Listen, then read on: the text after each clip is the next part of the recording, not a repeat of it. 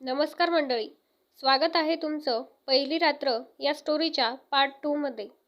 ती खूप खुश होती कारण आज ती त्याला एक अशी बातमी देणार होती जी ऐकून तो आनंदाने वेडा होईल. पण तिला अजून माहिती नव्हतं की हाच आनंद काही क्षणातच त्यांच्या आयुष्याची सर्वात मोठी परीक्षा बनणार आहे. आकाशला भेटल्यानंतर साक्षी पूर्णपणे हलकी झाली होती.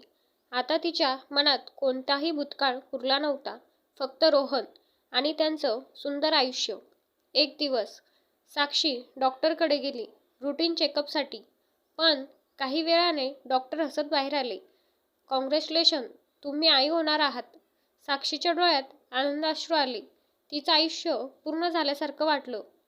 ती घरी जाताना सतत हसत होती. रोहनला कसं सांगू, कसा रिॲक्शन देईल. तिने छोटंसं सरप्राईज प्लॅन केलं. रात्री रोहन घरी आला, थकलेला, पण साक्षीला पाहून हसला. साक्षीने त्याला एक छोटंसं गिफ्ट दिलं. रोहनने उघडलं. आत एक छोटं बेबी शूज होतं. रोहनने तिच्याकडे पाहिलं. साक्षी, हे? ती हसत म्हणाली, आपण आई बाबा होणार आहोत. रोहनच्या डोळ्यात पाणी आलं. तो तिला घट्ट मिठी मारतो. थँक्यू साक्षी. हा त्यांच्या आयुष्यातला सर्वात आनंदाचा क्षण होता. पण काही दिवसांनी साक्षीला अचानक चक्कर आली. ती खाली पडली. रोहन घाबरला. लगेच हॉस्पिटलमध्ये घेऊन गेला. डॉक्टर गंभीर चेहऱ्याने बाहेर आले. तुम्हाला स्ट्रॉंग राहावं लागेल. रोहन घाबरला. काय झालं डॉक्टर? डॉक्टर म्हणाले, प्रेग्नन्सीमध्ये कॉम्प्लिकेशन्स आहेत. आई आणि बाळ दोघांपैकी एकालाच वाचवता येईल. रोहनच्या पायाखालची जमीन सरकली. एकीकडे त्याचं प्रेम, दुसरीकडे त्याचं येणारं मूल. तो ICU बाहेर उभा होता. डोळ्यात अश्रू, मनात हजार प्रश्न. मी काय करू? डॉक्टरांनी सांगितलं, आई आणि बाळ दोघांपैकी एकालाच वाचवता येईल. आणि आता निर्णय रोहनच्या हातात होता. पण पुढे जे झालं ते कोणालाही अपेक्षित नव्हतं. हॉस्पिटलच्या कॉरिडॉरमध्ये रोहन एकटाच बसला होता.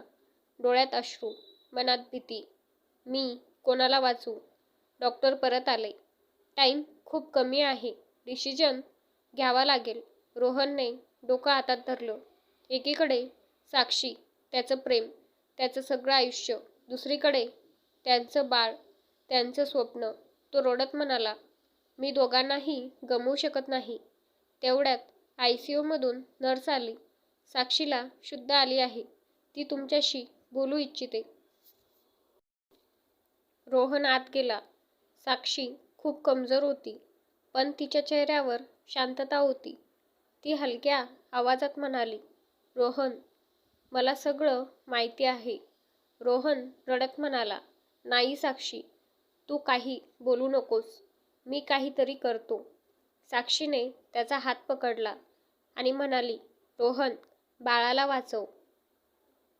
रोहन शॉक झाला. तू काय बोलतेस? ती हसली. डोळ्यात अश्रू होते. माझं आयुष्य मी जगले, पण आपल्या प्रेमाचं भविष्य, ते बाळ आहे. रोहन जोरात रडायला लागला. मी तुझ्याशिवाय जगू शकत नाही. साक्षी म्हणाली, तू जगशील, कारण माझा एक भाग तुझ्यासोबत असेल. डॉक्टर बाहेर आले. रोहनने डोळे पुसले आणि भारी मनाने म्हणाला, प्लीज बाळाला वाचवा. काही तासांनी ऑपरेशन संपलं. डॉक्टर बाहेर आले. बाळ सेफ आहे. रोहनच्या डोळ्यात आनंद अश्रू आले. पण डॉक्टर पुढे म्हणाले, आणि साक्षी, साक्षीचं काय झालं? ती वाचली का? रोहनचं हृदय थांबल्यासारखं झालं होतं. कारण पुढे जे ऐकायला मिळालं त्याने सगळं बदलून टाकलं. डॉक्टर काही सेकंद शांत राहिले. रोहनचा श्वास अडकला. डॉक्टर हलकसं हसले, आणि साक्षी पण सेफ आहे. रोहनच्या डोळ्यातून अश्रू वाहू लागले. यावेळी दुःखाचे नाही, तर आनंदाचे. तो बसल्या जागीच रडायला लागला. Thank you so much. थोड्या वेळाने रोहन आत गेला. साक्षी बेडवर होती, खूप कमजोर पण जिवंत. तिने हळूच डोळे उघडले. रोहन. रोहन तिच्या जवळ बसला. तिचा हात घट्ट पकडला. तू मला सोडून जाऊ शकत नाहीस. साक्षी हलकसं हसली. मी सांगितलं होतं ना, मी कायम तुझ्यासोबत राहीन. नर्सने छोटंसं बाळ त्यांच्या हातात दिलं. रोहनने पहिल्यांदा त्याच्या बाळाकडे पाहिलं. डोळ्यात अश्रू, चेहऱ्यावर हसू. साक्षी म्हणाली, आपलं प्रेम आता पूर्ण झालं. रोहनने दोघांना मिठी मारली. तो मोमेंट त्या तिघांचं आयुष्य बदलणारा होता. काही वर्षांनी साक्षी, रोहन आणि त्यांचा छोटा मुलगा एकत्र हसत खेळत होते. तो मुलगा म्हणाला, मम्मा, पप्पा, तुम्ही एकमेकांना किती प्रेम करता. रोहन आणि साक्षी एकमेकांकडे पाहून हसले. साक्षी म्हणाली, इतकं की काहीही झालं तरी आम्ही एकमेकांना कधी सोडणार नाही. खरं प्रेम कधी हारत नाही. ते परीक्षा घेतं, रडवतं, पण शेवटी ते नेहमी जिंकतं. मंडळी, जर ही प्रेम कहाणी तुमच्या मनाला भिडली असेल तर लाईक करा, शेअर करा आणि अशाच हार्ट टचिंग स्टोरीजसाठी चॅनलला सबस्क्राईब करा. कारण पुढची स्टोरी अजून जास्त खास असणार आहे. तोपर्यंत धन्यवाद.